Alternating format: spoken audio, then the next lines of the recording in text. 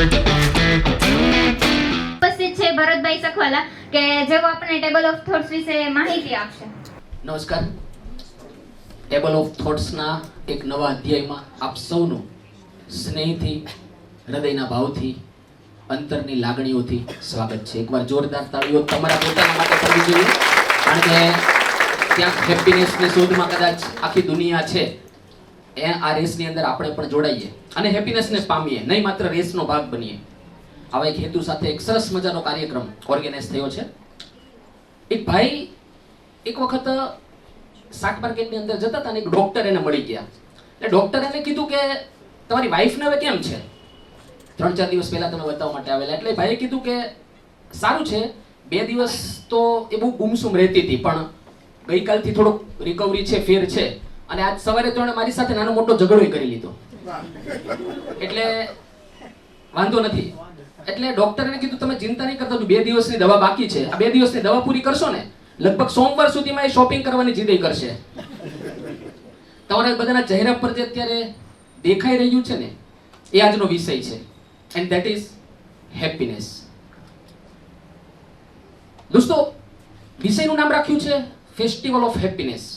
આમ તો જીવનમાં જ્યારે ખૂબ બધો આનંદ હોય ને, હેપીનેસ હોય ને, ત્યારે ફેસ્ટિવલ જેવું વાતાવરણ હોય.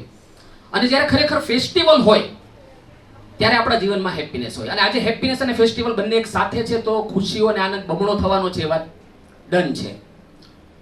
તો સૌથી પહેલો પ્રશ્ન થાય, what is table of thoughts? આમ તો ટેબલ ઓફ થોટ્સ છે ને, 2 શબ્દો ટેબલ અને થોટ્સ થી બનેલી છે. આ ટેબલ અને થોટ્સ બંને એકબીજા સાથે બહુ ગાઢ રીતે વર્ષોથી, સદીઓથી સંકળાયેલા છે. કારણ કે લાઈફની અંદર, જીવનની અંદર જે કંઈ આપણે જોઈએ છે, જે કંઈ સારું લખાયેલા છે, જે કંઈ સારા બુક્સ, સારા સાહિત્યકારોના જે કંઈ વિચારો આવેલા છે ને, એ ક્યાંક ક્યાંક કોઈ ટેબલની પાસે બેસેલા એક મગજમાંથી આવેલા છે. અને સામાન્ય રીતે જીવન પર્યંત વિચારો ચાલે છે, જન્મથી લઈને મૃત્યુ સુધી. પણ આ વિચારોને એક પ્રોપર વેમાં કરવા માટે, વિચારોને કોઈ ગહન બાબતમાં ઉતારવા માટે આપણી પાસે જો ટેબલ હોય ને, તો આ એક વે છે વિચારવા માટેનો પ્રોપર. એટલા માટે નામ આપણે આપ્યું છે ટેબલ ઓફ થોટ્સ. જેમ કે ટેબલના 4 પાયા હોય, એમ આ ટેબલ ઓફ થોટ્સ પણ બેઝિકલી 4 પિલર ઉપર કામ કરે છે, and that is health, wealth, relationship and career. દોસ્તો, ટેબલ છે ને, એના આ 4 પાયા છે ને, બેલેન્સ મોડમાં હોય ને તો જ ટેબલ સ્થિર ઊભું રહી શકે. એ રીતે આ લાઈફની અંદર આ 4 વસ્તુની જરૂર તો છે, પણ એ પણ બેલેન્સ મોડમાં જોઈએ. જો તમારી પાસે હેલ્થ સારી છે પણ વેલ્થ નથી, તો લાઈફને આપણે વ્યવસ્થિત નહીં જીવી શકીએ.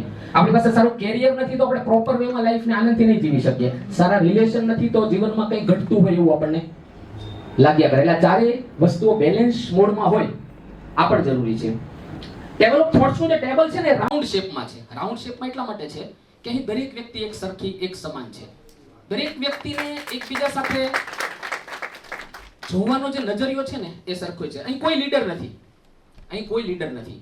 બધા એક સાથે પોતાની મરજીથી આવે છે, સાથે બેસે છે. કોઈ પ્રોપર વિચાર ઉપર એ લોકો ગહનતાથી વિચારો કરે છે, એકબીજાને એપ્રિશિએટ કરે છે, એકબીજાની નેગેટિવિટીને નેગ્લેક્ટ કરે છે, અને પોઝિટિવિટી છે ને એને એપ્રિશિએટ કરે છે. આ ટેબલ ઓફ થોટ્સ છે ને, એનો મુખ્ય જે ધ્યેય છે ને, એ છે ક્યાંય પણ ક્યાંક સારો વિચાર થાય તો એના ઉપર બધા જ વ્યક્તિઓ પોતાની રાય, પોતાનો મત છે વ્યક્ત કરે છે.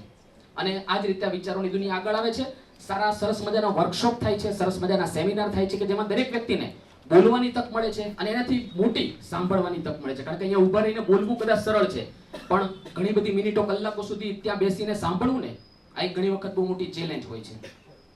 ટેબલ ઓફ થોટ્સ છે એને આમ સીધી રીતે જો વાત કરું ને, તો આપણા જિંદગીની જે સફર છે ને, એને ટ્રેનની સફર સાથે સીધી રીતે જોડી શકાય. એટલા માટે કે ટ્રેનની જ્યારે આપણે સફર કરતા હોઈએ ને, તો પહેલી જરૂરી છે હેલ્થ. સૌથી પહેલા તમારું હેલ્થ સારું હોય તો તમે એક લોંગ જર્ની છે સારી રીતે પ્રોપર વેમાં કરી શકો.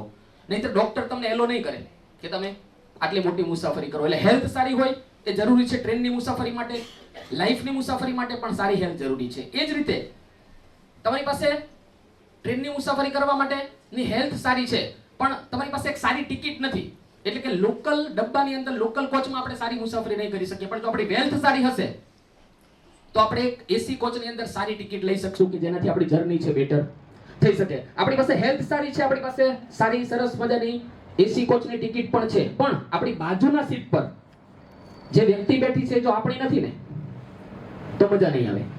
એટલે આપણી બાજુની સીટ પર કોઈ સ્વજન હોય, કોઈ પ્રિયજન હોય, તો આપણી જર્ની છે, લાઈફની જર્ની છે બેટર થાય. એટલા માટે ટ્રેનની મુસાફરીમાં પણ આપણી બાજુની સીટ પર કોઈ આપણું પ્રિય પાત્ર બેઠું હોય એ જરૂરી છે. એટલે આપણા મિત્ર વર્તુળ, આપણા રિલેટિવ્સ આપણી સાથે આપણી જિંદગીની સફરમાં જોડાયેલા હોય ને તો જીવન આનંદમય બને. અને છેલ્લું છે કરિયર. મજા ત્યારે આવે કે જ્યારે વેકેશન હોય અને આપણે આનંદ કરતા હોઈએ. જે લોકો કઈ જેની પાસે જોબ જ નથી, કઈ કામ જ નથી, એમના માટે તો દરેક દિવસ વેકેશનનો દિવસ છે, એટલે એમાં કઈ આનંદ નથી હોતો. પણ ક્યાંક પ્રોપર આપણી પાસે કામ હોય અને કામ આપણે કરતા હોઈએ અને એમાંથી ક્યાંક આપણને 5-15 દિવસની રજા મળે ને પછી આ ટ્રેનની મુસાફરી કરીએ તો એની એક મજા અલગ હોય. એટલા માટે આ ટેબલ ઓફ થોટ્સ છે એ આ 4 પિલર ઉપર સરસ મજાનું કામ કરે છે અને આ જે જર્ની છે એને આગળ લઈ જાય છે. લગભગ મારી મિનિટો સમય પૂરી થવામાં છે. ક્યાંક મેં એવું સાંભળ્યું હતું કે મોટા ને મહાન લોકો જે હોય ને એ બહુ ઓછું બોલે. આપણે કદાચ મોટા ને મહાન તો ન થઈ શકીએ પણ એટલીસ્ટ ઓછું તો જરૂર બોલી શકીએ. અને આમે વિપુલભાઈ, મેં છેલ્લા ઘણા સમયથી ઓછું બોલવાનું શરૂ એટલા માટે કરી દીધું છે કે કાલે મહાન બની જાવ તો પછી ટેન્શન નહીં. તો આ ટેબલ ઓફ થોટ્સ ની આ સરસ મજાની જર્નીમાં આપ સૌ મારી સાથે જોડાવા માટે તૈયાર છો? Yes or no? Yes or no? Yes or no? Okay, अपनी कुर्सियों की पेटी बांध लीजिए क्योंकि मौसम अब सुधरने वाला है. એક નાની વાત મારે આ બંને એન્કરો માટે ખાસ કરવું છે. આ બંને ઇફેક્ટિવ એન્કરો માટે આ લોકો 2 કલાક સુધી આપણી પાસે ઘણી બધી તાળીઓ પડાવવાના છે, પણ કદાચ એ લોકો માટે કોઈ તાળી નથી પાડવાનું. તો હું એવું ઈચ્છું છું કે એક સરસ મજાની તાળી એમના માટે એટલા માટે થઈ જાય કે આ જે સરસ મજાની માળા છે ને, આ 6 સ્પીકરોના 6 મણકા છે ને, એને જોડવાનું, એને કંડારવાનું કામ આ બંને એન્કર કરવાના છે. Okay, thank you very much.